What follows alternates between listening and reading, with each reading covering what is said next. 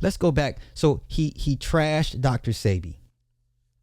Now, I have no opinion on Dr. Sebi. I know people that swear by him.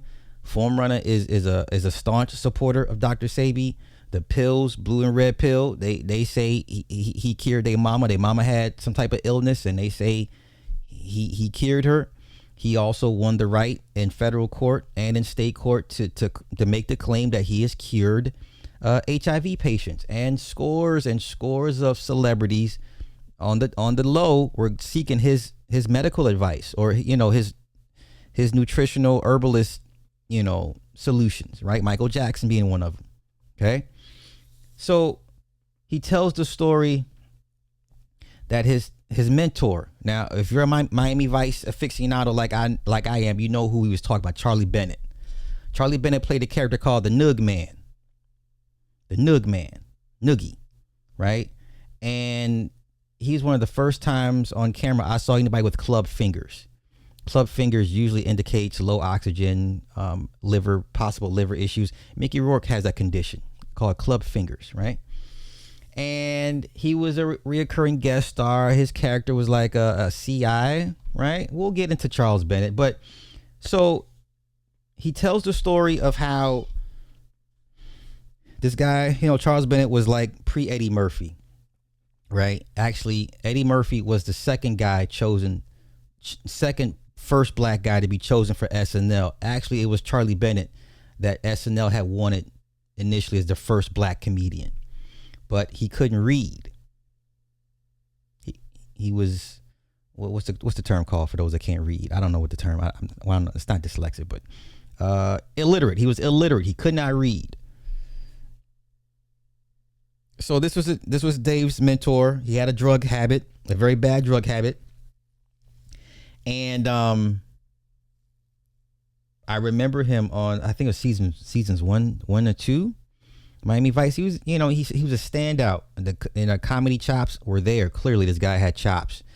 And so he goes on to tell the story of how later on, because of Charlie's vices, he ended up with AIDS, from HIV to AIDS. He had full-blown AIDS. It was years later.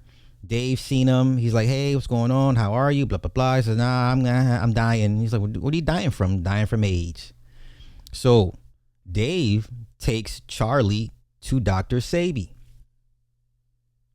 and for the next 5 minutes, all this circle jerk, and then he ends up he ends the joke by saying, "Well, 3 months later, Charlie died."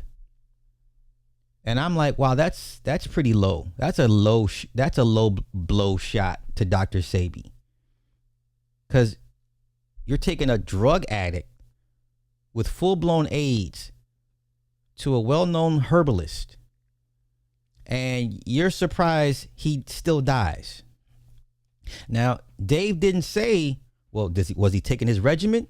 Was he paying attention? Was he following instructions? Did he kick his habits? Did he clean his body of all the drug toxins in it? No, Dave didn't say none of that shit. Dave basically ends the joke by saying, yeah, 3 months later, Charlie died. And you hear the cackles in the audience. And I'm like, that's not funny. That's not funny for two reasons. For reason number one, your mentor died of AIDS.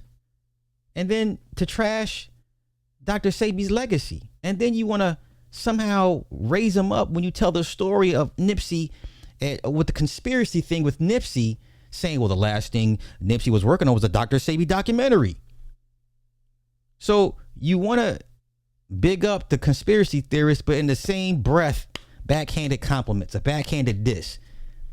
I'm over Dave Chappelle. I've been over him, but after watching this for a second time, fuck Dave Chappelle, man. I don't care all the cool rap music he uses in his comedy stand-ups. I don't care all the Wu-Tang niggas that's down with him. I don't care. Fuck Dave Chappelle. He is controlled just like anybody else that's put in front of you. And if you're too stupid to see it, God bless you. We're not even gonna get into the whole his family members saying that ain't the Dave that I remember. This Dave is different. I'm not gonna go with the Gucci Mane route with y'all. I'm not. I'm gonna keep it real simple, right? So his mentor that, you know, and then I also felt like he low key tried to diss Eddie Murphy, cause he introduces his mentor as the greatest comedian I've ever known, and I'm thinking, well, shit, it should be Eddie, cause you're in our age demographic. It should be Eddie. Now, older folks may say Red Fox, Richard Pryor. I never thought Richard Pryor was that funny to begin with. Too much of the the whole Bill Cosby aesthetic. I never found Richard Pryor funny. Well, you know, put the bully part. That whole Bill Cosby shit never resonated with me. I'm like, this is he trying to tell a joke? Is he trying to be goofy? Well, you know, and then we don't really need. I'm like, okay, whatever works for y'all. Okay. So when his opening line, it says, yeah, the greatest comedian I ever met, and he said Charles Bennett. I'm like, who the fuck is Charles Bennett? And then when he said Miami Vice, I'm like, oh, the Noog man. Noogie. And then he goes on to say, yeah, because you know Saturday Night Live, Eddie Murphy wasn't the first choice. It was Charles Bennett. Now I get it. Big up your mentor, your dead mentor that had a drug habit that died of AIDS. I get it, but not to slight Eddie like that. Obviously, the universe figured it out. He ain't gonna work. Go with this guy here.